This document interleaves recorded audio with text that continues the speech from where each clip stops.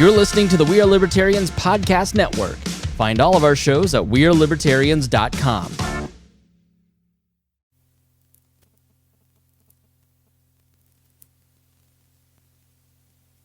It's number one, I agree with Thomas Jefferson. He said there should be no religious test for public office. I think it's very important that we respect people of all faiths and people without faith. It needs to be a widely diverse community. We need to be unified in our diversity, tolerant of our disagreements. And it would be nice if we could simply say we disagree without being disagreeable. I think that's the advocate's way. What do you think?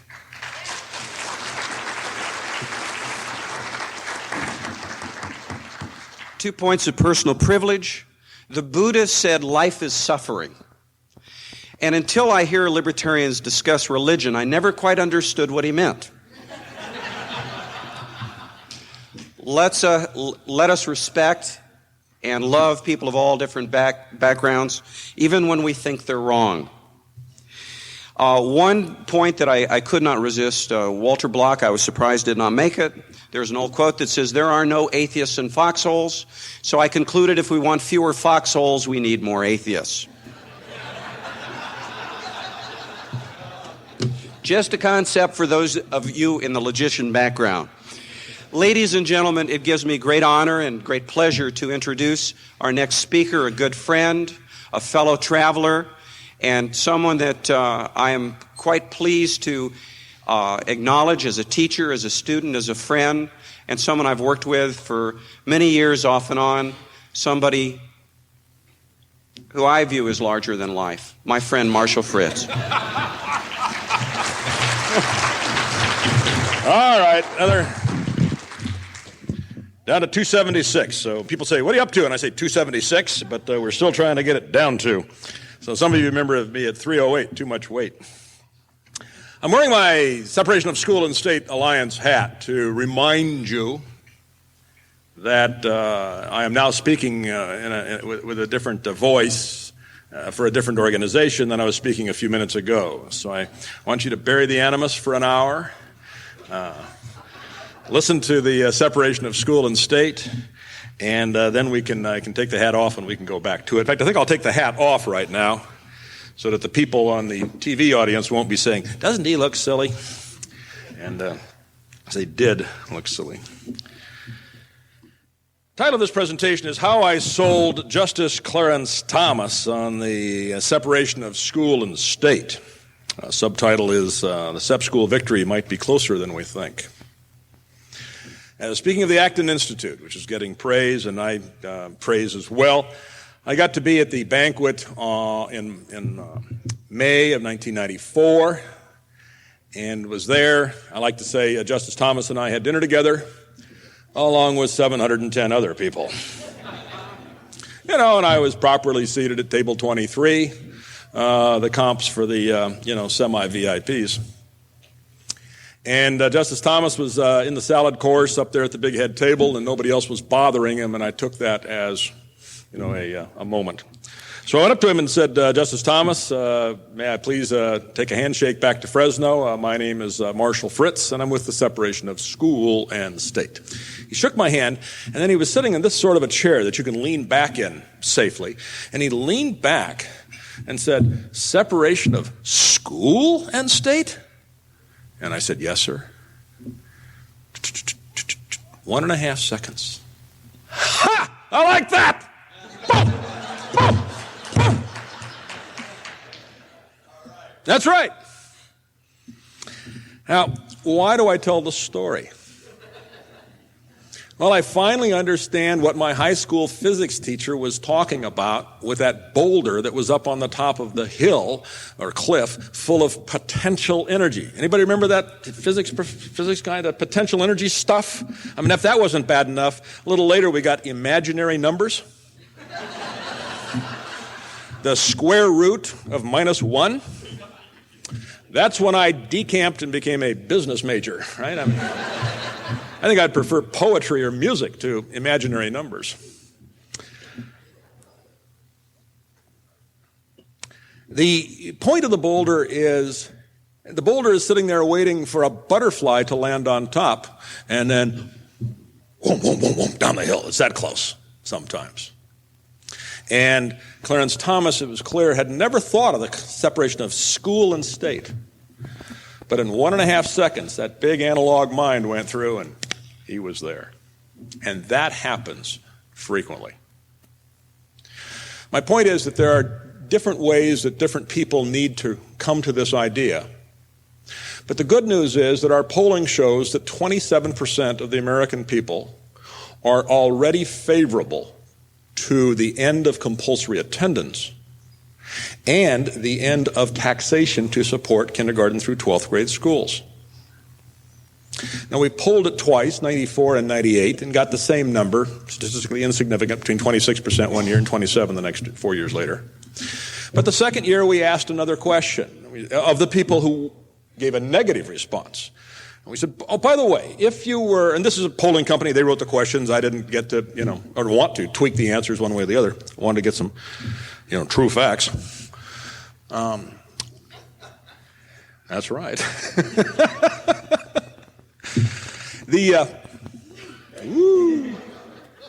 And there must be a good reason. Yeah. Or one of the devils is playing with the lights is more likely.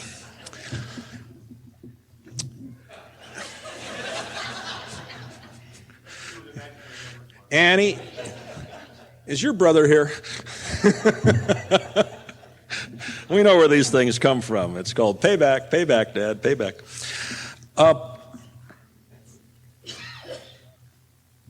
Okay, what do you say when you've lost your train of thought in your public speaking? Yeah, you ask people, what was I talking about? And they tell you, and you go on. Bowling. And the second question, thank you. Thank God for atheists that are paying attention.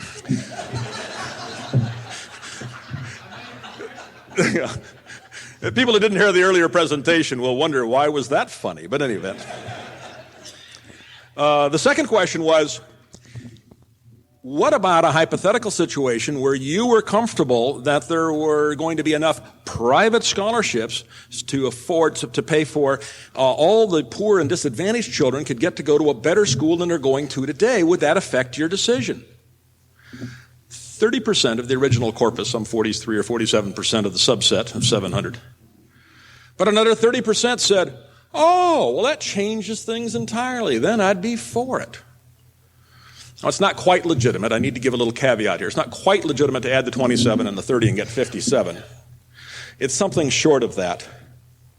But it very well may be in the neighborhood of 50% of the U.S. population is like the boulder sitting at the top of the hill. And for a society that's spending right now $300 billion on government schooling, to have a $300 billion tax cut, Niskanin's law to be spending then $100 to $125 billion educating the top 2/3 of the population who will be able to afford it with the tax cut. People say, oh, it won't be a tax cut. I said, when Americans discovered they weren't fighting World War II anymore, in 1946 they had a big tax cut. Any society that's going to turn its back on the original welfare scheme, government schooling, the grandmother of the entire welfare entitlement mentality, any society that's capable of turning its back on grandmother mammary of OPM out of their people's money is a society that is also going to say, by the way, hint, hint, we want our tax cut. So that society is going to need to raise about $25 billion, with a B, in scholarships to allow the 15 million poorest to go to school. And $25 billion is a small part of the $175 billion to $200 billion change. Yeah, we'll spend most of it on delivered pizza and ski vacations and that sort of a thing. But it's very predictable, prudently predictable, that Americans will come up with the $25 billion necessary to make sure that the poor children go to school. We've got to get that message across, and that's what we're going to be talking about. Victory might be closer than we think. Belloc said that the leaders of an ideological movement have no concept of how close they are. In fact, the night before victory, they're complaining that they might as well give up. It's all is lost. The muskrat, as he burrows through the dike, doesn't know that he's a foot away, 6 inches away, 3 inches away. He makes that breakthrough, and he's in for a surfing event that is unlike anything you've ever seen at Makaha. And he's in for a hell of a ride when he makes the breakthrough. Ed Crane says, many of us know Ed Crane, the president and founder of the Cato Institute. The effort to separate government from schooling in America is no pipe dream. The collapse of communism in the East occurred much more rapidly than the expert observers believed possible. Indeed, most of them assumed that communism would never collapse. The same holds true for the public school monopoly. We are on the verge of a public uprising that will swamp the proponents of government schooling. And by the way, they know it. The late Al Shanker said, if we don't change course, public school will continue on its course to destruction. They know it.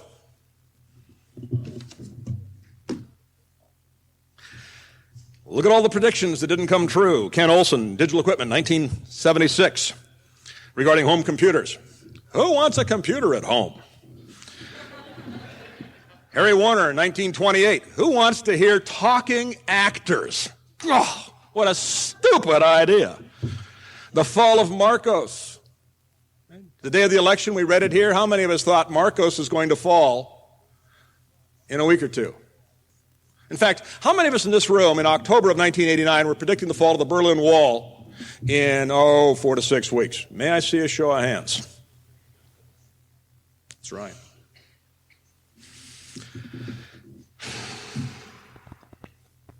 And I can't remember his name, but the general who belatedly was told of the Manhattan Project said it'll never blow up. Somebody here will give me the name at break.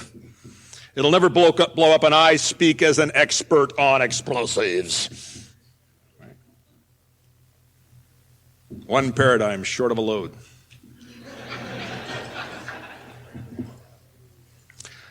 Now, how are we going to get this to happen? What is our strategy for victory for the separation of school and state? And by the way, this is important to libertarians because if you think about it, state schools are the reproductive organs of statism. It's where the children in any society are. Go right ahead. He wants to applaud. He thinks that's an applause line. I agree. Start it. All right. Ta-da!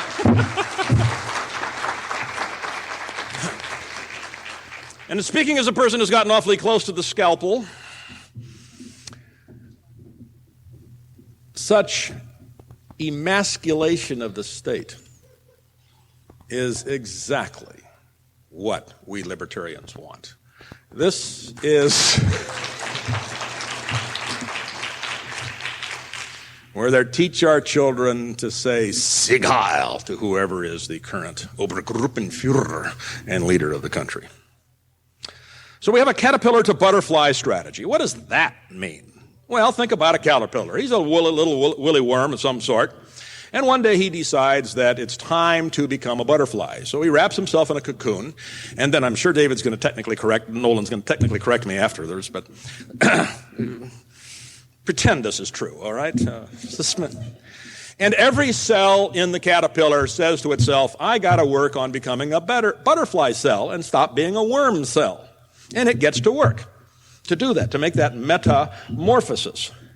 And you look at the thing, and the little chrysalis doesn't look very impressive, little brown thing, or whatever it is.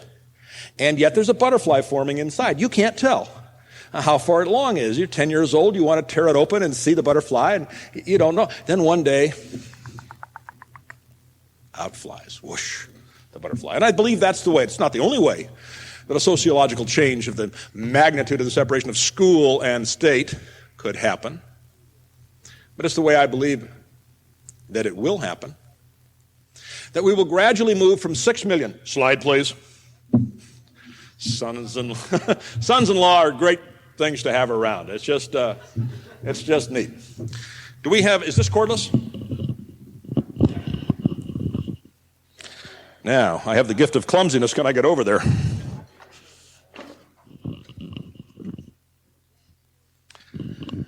What we're showing here is an oval Venn diagram that represents the 52 million school children that, in fact, it says families, it should say school children, but the 52 million school children who are kindergarten through 12th grade age.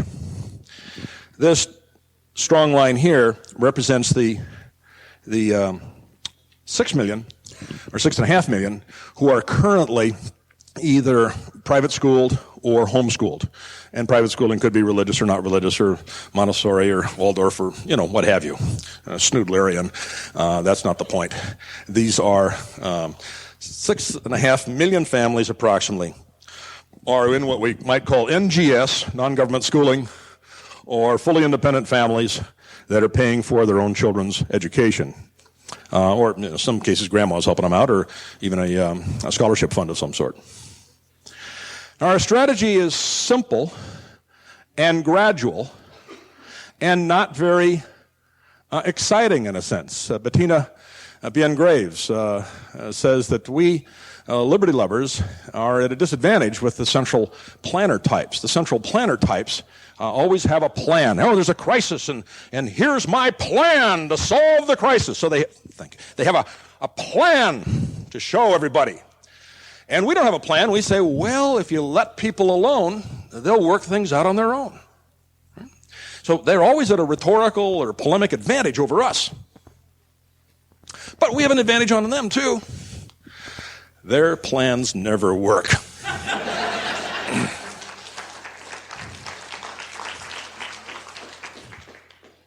Horace Mann said, when we have public schools, we'll empty the jails. Because people, once they know so much, will all be good.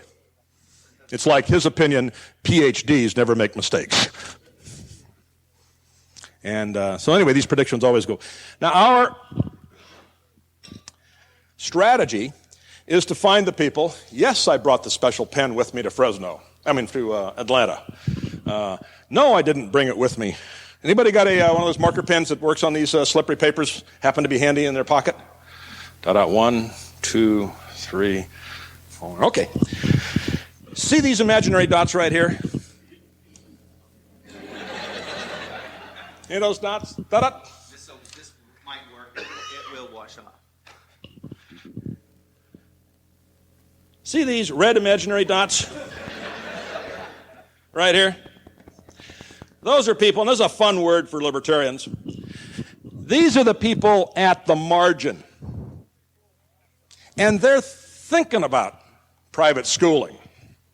On April the 21st this year, 24 hours after and the way I think we should always express it, the Columbine public high school tragedy.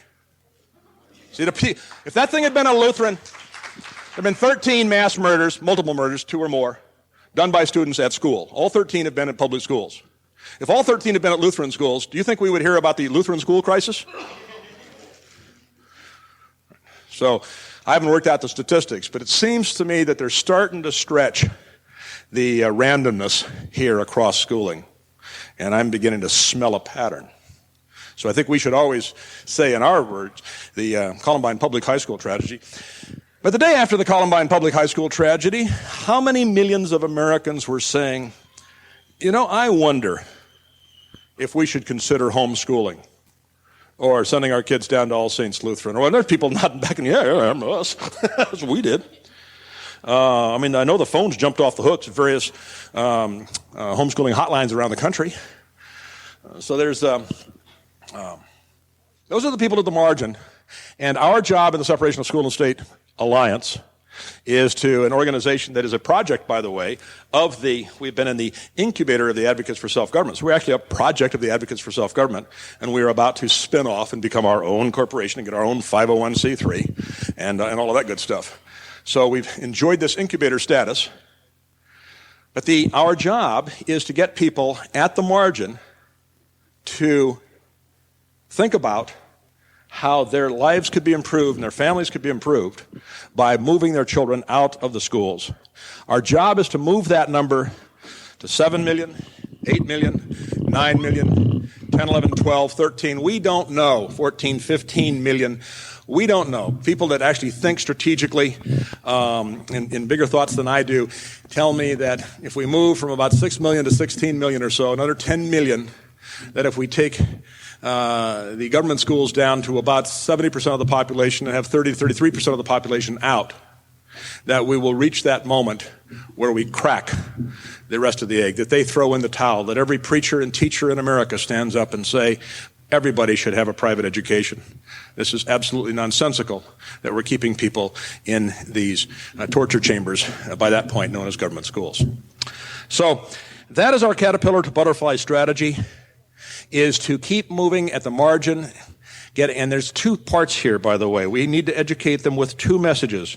One, rescue your children from government schools. It particularly distresses me, I do not have a statistic on this, but it particularly distresses me that I believe libertarians public school their children at about the same percentage as the rest of the population. Now that is just an observation guess. I do not have a number on that. But libertarians who do know better don't particularly do better. They complain more. But if you look in the yellow pages at the private schools, you'll see that the vast majority of them are religiously based, because people are afraid not only of the academics, their kids getting clobbered, not only safety physically getting clobbered, not only morally getting clobbered, but spiritually getting clobbered too. And they have more reasons, the Christians have more, and for that matter, Muslims and Sikhs and religious Jews have more reason than mere libertarians for rescuing and saving their children.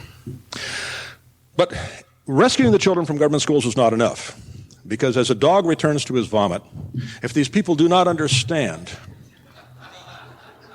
boy, they giggle when you quote scripture. I'll have to get more biblical. If people are removing their children from the government schools because they're dangerous at the moment, and because they're not very good at the moment, because the test scores have fallen finally behind Cyprus and Jordan, we're no longer beating them in fourth grade reading scores. And where are we on the poetry, world-class poetry standards? Are we falling behind Belgium in poetry? I have often wondered. So we've got to have two messages. One, rescue your children from the government schools. They are at risk. Two, rescue your mind from the idea that government schools were ever good. One of the fun things I get to tell my fellow Christians is Christians made the wrong mistake 150 years ago when they took the bait from the Unitarians and deists and started the government schools, handed over their children and handed over their schools to the government. It's an interesting story if you want to read the 1830s and 1840s. So we need to rescue their thinking from the whole concept of government schooling so they do not return to that mistake. And we need to do it in such a way that it is firm the way the abolitionists have got us to the point. How many people are there in America who want to return to chattel slavery? Now, corporate slavery with the government, sure, that's another thing. But chattel slavery, one-on-one ownership, we've somehow got that out of our system, at least for a while. And that's the kind of consensus that we need with the government schools. What a terrible mistake it was to have ever had the things. Not that they were good until the 30s or the 50s, and now they've turned out badly. And there's four groups we need to educate. Parents, patrons, teachers, preachers. Parents are the main group. They need to hear this. Secondly is patrons, people who will donate money, the philanthropist in us all. Can you give $10 a month to a private scholarship foundation? Can you give $10,000 a month? I mean, we all have different number of zeros in our bank accounts. But get involved and help somebody find the donor within and contribute to a private scholarship foundation. Teachers. One of our work is with public school teachers in particular, because it's very powerful when the teacher apostatizes from her slavish belief in government schools. So we have school soccer-offs, about 200 of them now, and these are public school teachers, former public school teachers, and school board members who have said, I signed the proclamation, I believe publicly, state publicly, that I believe in the full separation of school and state. and preachers. We need the ministers. There's even another organization that started up called Exodus 2000, another one called Exodus Project, another one called Rescue 2010, that are in the Christian motif and are specializing in getting Christian preachers to get the big aha. We're making a mistake here, sending Christian children into these schools. We need to start our own school. So those are the four target areas. I should have defined earlier, but I will, particularly for the tape audience. What do we mean by the separation of school and state? We mean ending the 5 controls, 5 leashes that government has on schooling. By government, we mean local, state, federal, and if there is any international government. So this is not trying to get things back to the local level. When people say that, I said, that's like you say you're against slavery, but all you really want to do is have them on small plantations. You know, the small plantation theory, they're nicer to the slaves. And small districts are nicer to their inmates than are the large districts. I'm reminded of Bill Bennett when he went to Chicago and spoke to several thousand teachers and administrators and said, this is the worst school district in America. And one brave soul sitting about where you are stood up and said, sir, I disagree. Detroit is worse.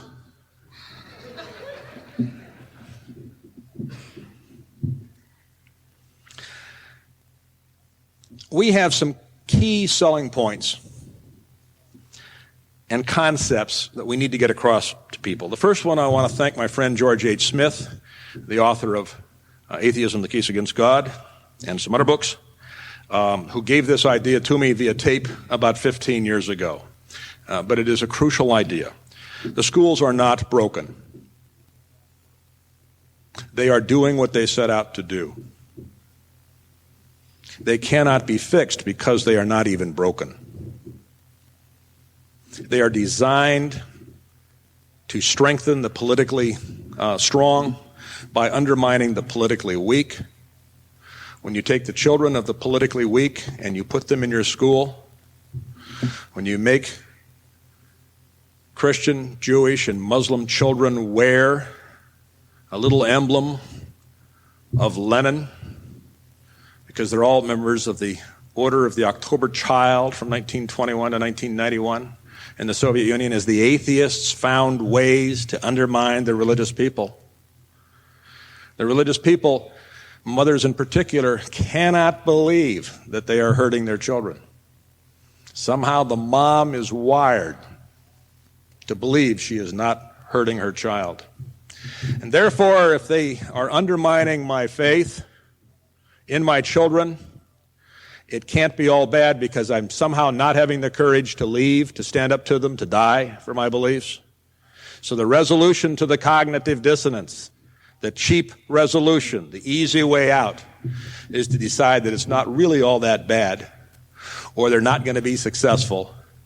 If we have a good little Bible program on Wednesday night, we can save our children and send them to the atheist schools. So the schools, we've got to convince people, are not broken. They are doing what they set out to do. The 2 purposes of government schooling, any country, any continent, any century.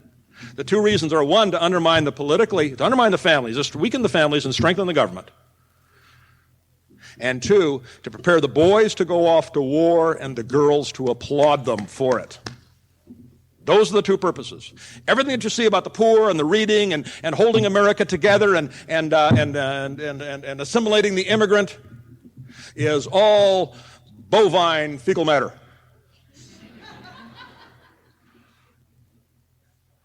When I get hit with that question, I say, well, wait a minute, I don't know who you're insulting that we needed the schools to assimilate the immigrant. Are you insulting the Lutheran and the Dutch Reformed and the Catholic who put his child in a private school? Are you saying they're not Americans? Are you saying they didn't go off to World War II or I or Korea or Vietnam? Are you saying that Catholics aren't very good Americans? Is that who you're insulting? Or are you insulting the Jews and the Protestants who typically use government schools? Are you saying there's something defective about their theology and they couldn't do it on their own? They needed government assistance to become real Americans? Just who are you insulting? You know, it is I wish I weren't here. Time out. Of course, I lose points on the niceness thing, so.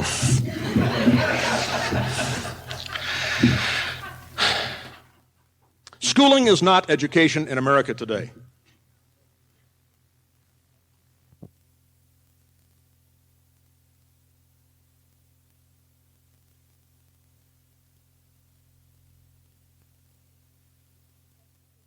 The compartmentalism that they brag about, that you can keep God in the home compartment and the church, temple, synagogue, masjid department, and that here in the school compartment, we're just going to teach, algebra and poetry and reading and writing. That injunction against teachers from engaging their students in the serious questions of life. Why am I here? Is my purpose 7 or 8 decades of pleasure, of getting my secretions to do good things rather than uncomfortable things? Is a good life a secreted life? Is that my purpose? To be happy? What is happiness? When you say to teachers and students, please do not engage in these conversations, you have lopped off the thinking, the heavy-duty thinking area of the human being. And you have downsized education to training. You're training readers. You're training, and in fact, because of now, the last 60 years, driven by the testing and the publishing of the test scores, it is so reductionist that we now define education as the training of test-taking robots. And we want our robotinos, that's Spanish for robots. We want our test-taking robots to be better than the test-taking robots of Korea, Japan, Singapore, Hong Kong, etc.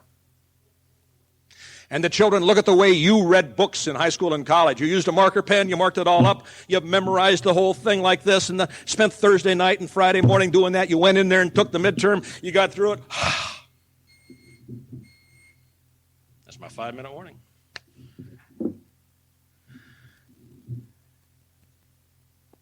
And then you spent the weekend forgetting about it.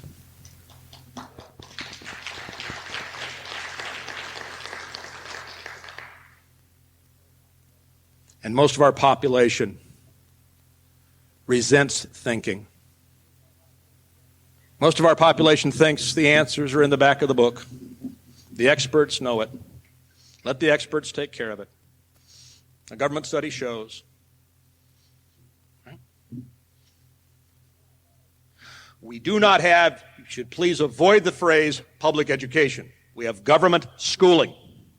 And the compartmentalism has destroyed education, and because education requires teachers and students to be engaging in the real questions of life. And I'm not saying they should all be religious schools or this, that, but they should be able to engage in discussions over what is the purpose of life. Freedom is necessary for morality. If a person is going to be what we call moral, he needs to be free to make that decision himself. Parents must choose whether and how, to what degree they are going to furnish education for their children. It turns out that sacrifice builds character.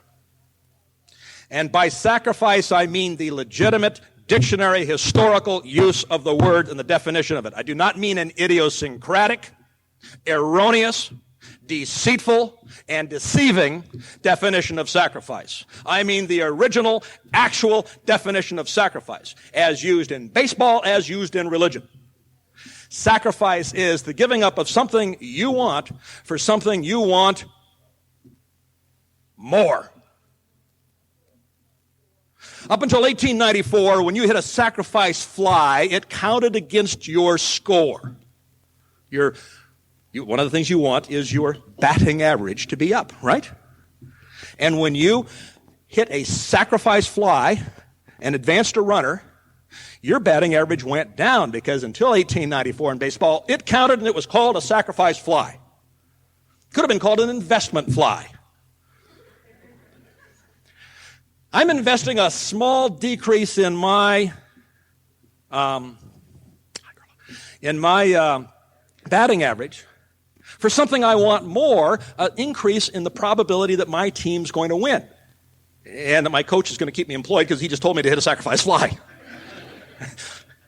It is in my best interest to do that. Sacrifice. Now, there are people who have come up with peculiar, as I say, idiosyncratic definitions of sacrifice that are just false.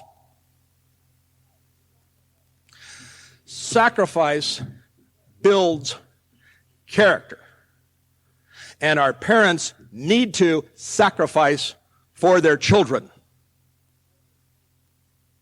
What's he talking about here? He's talking about the vouchers, I think.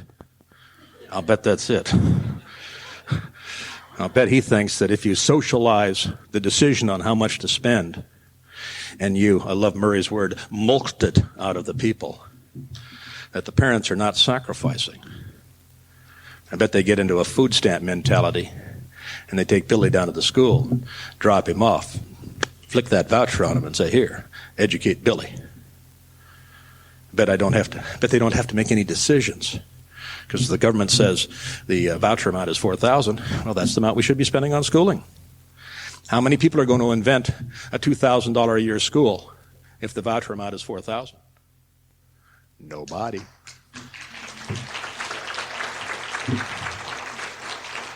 He just said, I don't want innovation and reduced cost in schooling. I want to make sure it stays expensive, and we'll have the government pay for it that way. Sacrifice, Malachi 4:6, turns the hearts of the fathers towards their children. It rebuilds the family. It can rebuild the culture. Secularist or not. And I was once accused at the end of a presentation during the critique session of showing an appalling lack of atheism.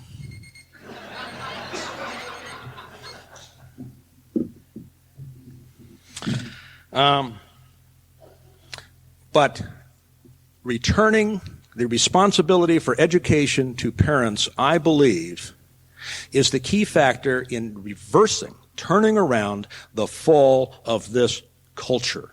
I believe our culture is falling like a streamlined brick into the latrine. And every other proposal I've heard is someone who wants to attach a parachute to the brick. Slow it down a little. This is, to the best of my knowledge, the only program that has the potential where there is a vision of reversing that fall before we are fully engulfed in the sewer. And that is the separation of school and state. Ladies and gentlemen, thank you very much for your kind attention.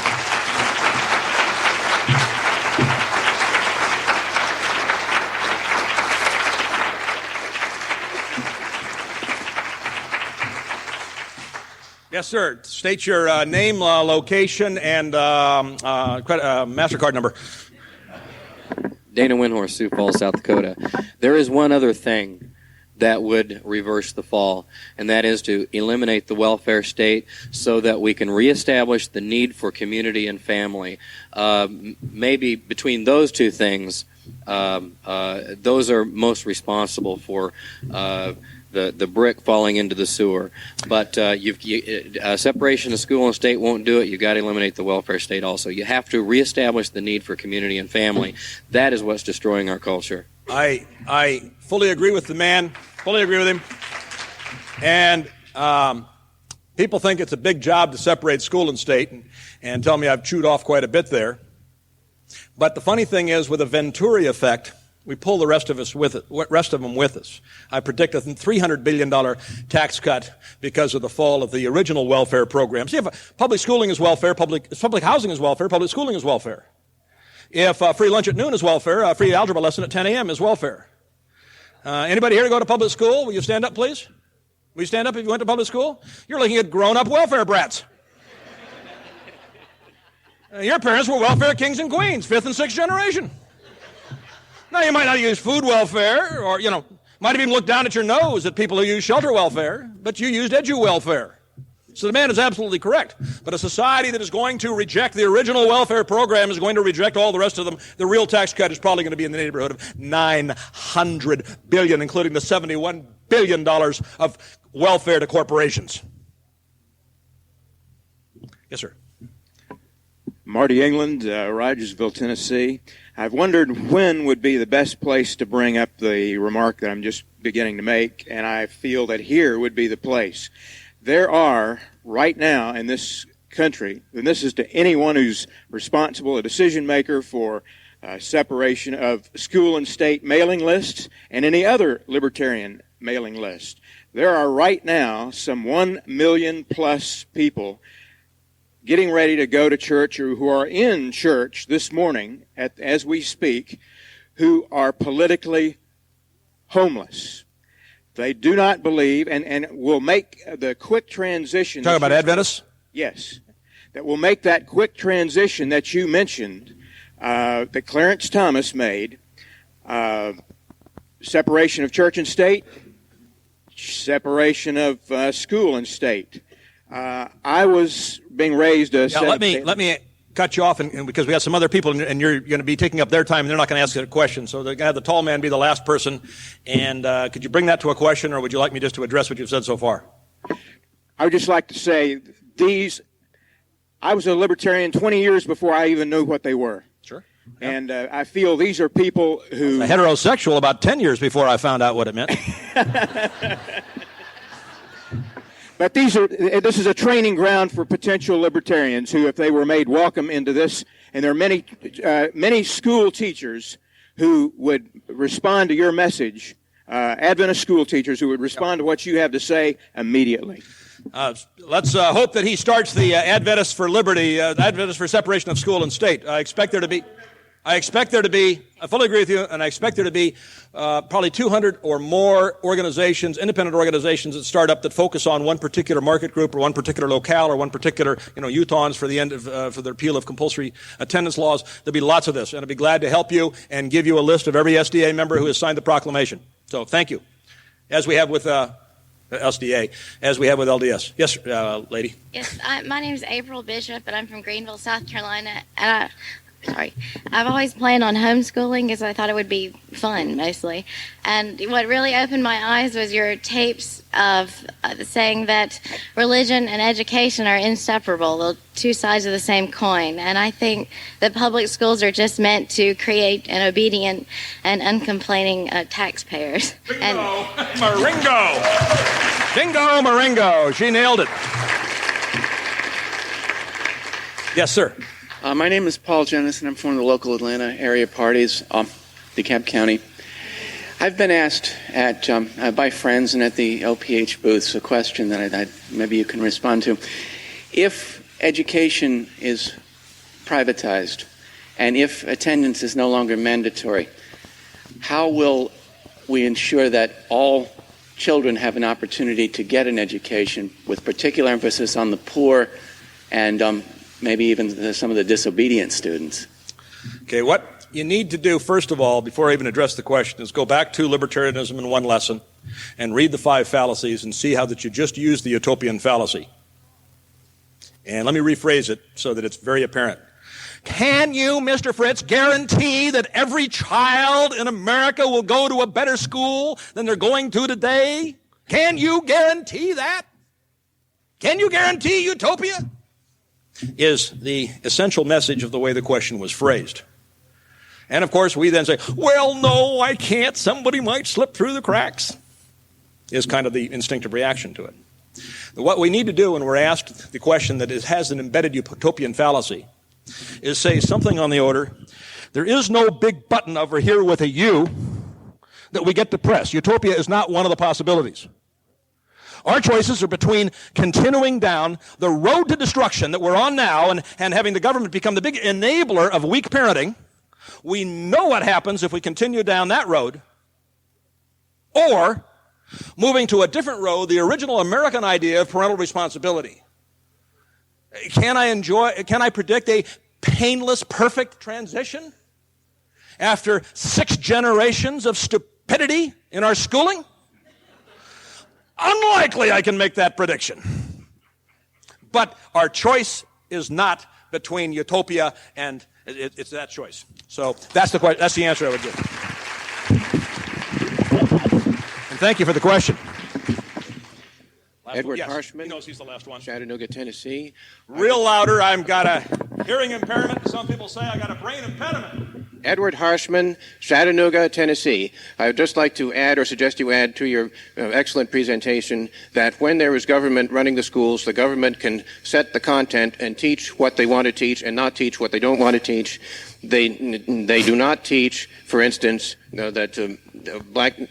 do not teach that there was white slavery in this country a long time ago, and that black people used to be enslaved in Africa, so we didn't really hurt them that much by bringing them here. They want us white people to feel guilty and controlled. They teach us about global warming, which is a lot of hot air, as most of us know. So we feel guilty about breathing. What do they want to do? Make us stop breathing? So if we could kind of spread the word about here is how they are scrambling politics, scrambling science, Julian Simon, Ultimate Resource 2, and Facts Not Fear, and so forth, and say, these are the facts. They are polluting your children's minds. Don't let them do that. We may have a better chance. If you want to add to that, go right ahead. Exactly. I would like to very quickly speak on content standards, national standards, world-class standards, state standards, and that sort of a thing of content. Child's got to know X to get out of high school, that sort of a thing. Penn Fiffner, good libertarian, ran as a Republican state rep in Colorado, bragged to me a few years ago that he'd gotten all of the fluffy stuff out of the standards. It's no longer the children going to need to appreciate the color red by the age 10. And some of these kinds of fluffy things. And everything is a good, hard intellectual standard, knowledge standard, cognitive. And I said, well, what you're telling me is that you have helped make sure that the state decides what is in the mind of the human beings and live in Colorado. You call that libertarian? How do we distinguish? I mean, this is what got me kicked out of ASCD in speaking there. And as I said to the outcome-based education people, how do you distinguish in principle, if you can set outcomes of what is in a child's mind, how do you distinguish in principle between that and the brainwashing that was done by the North Koreans? What gives the state, supposedly the servant, the right to decide what is in the mind of the master? You've got to fight the state standards. Now, what do you do? And we'll close this thing up and get out of here. Remove your children from the near occasion of undermining. They are undermining you in the government schools. If you believe in any absolutes, they are teaching those children relativism. By the way, many of the private schools too, so be awfully careful. Secondly, sign the proclamation. Now, I will read you your rights publicly right now. If you're planning a career in government service or public school, government schooling, your signature on this career could be injurious on this proclamation could be injurious to said career. So Ron Paul almost lost his election because of his signature on this thing. So be courageous. He did not remove it. He stuck to it. And hooray for Ron. Sign this proclamation before you leave. Third, help somebody else remove their children. Fourth, teach others about separation. And 5, join the alliance. Lend us your time, your treasure, your talent. Thank you very much for your kind attention.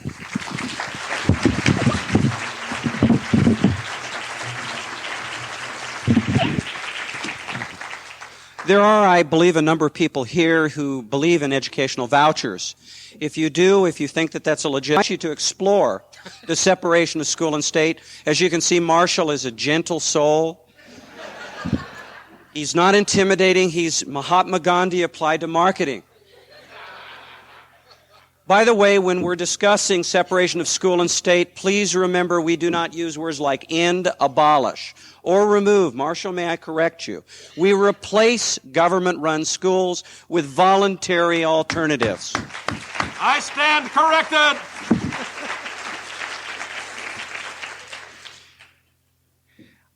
I can't resist. There's an old story about people standing in line in Soviet Russia for bread, as they always were. And this line is long, and there's no bread, and this guy's bitching and moaning. And behind him is a member of the KGB in disguise. And the KGB member finally takes pity on the man. He says, I want you to know I'm an undercover KGB. I could send you to the Gulag, and I'm not going to do that. Because you do not realize how good you have it here in Soviet Russia. Do you realize your complaints about government bread here? Do you realize in America the government doesn't even sell bread?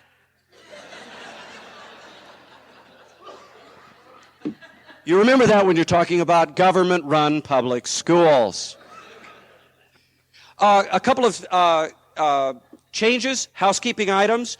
Number one is the item that was showed from 4:10 to 5 o'clock.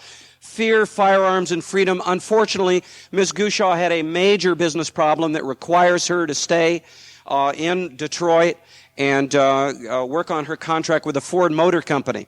Their idea of a better idea is to take her out of our event. So I'm going to have to send a note to the Ford family. Next time, they're supposed to let her free. Ms. Gushaw sends her apologies. She's sorry she can't be with us, but she said she hopes she'll understand. What we're doing is we're moving a panel that was set on Sunday to that. And the panel we're moving is the future of liberty. If you want to hear how good it's going to be, you got to be here. We're going to have David Nolan, Harry Brown, David Berglund, and Sharon Harris sharing their visions on why hope isn't nearly strong enough a word for what we may well see, not just in our lifetimes, but in the very near future for ourselves, our families, our friends, and our children. A free world, a free America. You got to see this. It's going to be fun. On Sunday, we have added something that you're going to love. A number of people in this room knew people like Ayn Rand, Dr. Murray Rothbard, Henry Hazlitt, Ludwig von Mises, and we're going to be sharing personal reminiscences. If you've never met some of these giants of liberty, you're in for a real treat. It's going to be a gourmet delight for the soul. You got to be there. And for those of you who go to church, go to early Mass so that you don't miss out on this. I talk to God. He understands. He wants you here. Will you accept that as a friendly amendment, Mr.? Absolutely. Thank you so much. For those of you who asked about communicating libertarianism to your Christian friends, whether they're Protestant or Catholic, or to your religious friends, may I recommend Virgil Swearington's Discovering Self-Government. Not for you. You can get it out at the table. Buy it for your Christian friends and say, I have friends who are Christian libertarians, and they say, you got to take a look at this. It's a really excellent study guide. I highly recommend it. If they don't have a copy for you there, they'll get you one and make it available. But pick that up. The other item is available. I believe Jim Turney may have it. They had an ISIL conference down in Costa Rica. There was a talk by Tom and Linda Rawls called Why Christians Should Be Libertarians. Jim, can you make those available to us so that we can help communicate with our Christian friends who need to understand that Jesus Christ and the lady in New York Harbor ought to be on the most personal and candid and friendly of terms? So we're going to make that available. Now, before our break is going to end at 11. Let's see if my time is right. We're going to give ourselves, I'm going to make it 11:15 because right now it's 10:52. Before we leave the room, may I let us know, everybody here, my tongue, that's dyslexia again, isn't it? Let me try a real sentence. What the speaker meant to say. Two items. Number one is about the lunch. There was a minor change in the lunch. Playing the part of Harry Brown at lunch today is Harry Brown. All right. A lot of you thought that we were bringing in someone else, but it's going to be Harry Brown. The other item is we're going to have a book signing of some of our libertarian authors during the break. Mary Ruwart is going to be autographing copies of her book, Healing Our World, or Brief Answers to Tough Questions. Doug Casey is going to be autographing his book, Crisis Investing, for you. And Jim Cox is going to be autographing his book on economics. If you don't have those, you're really in for a treat. While you're here, I don't know how to say this any nicer than this. Libertarians are, as a group, known for not playing well with other children. I want you to take just a few moments during your break and say hello to someone you haven't met. This is a room of some of the finest libertarians you will ever meet in your lifetime. Get a chance to swap business cards, get to know them. Someday you'll thank me for it. I think this afternoon. Let's take a 25-minute break and let's have some more fun.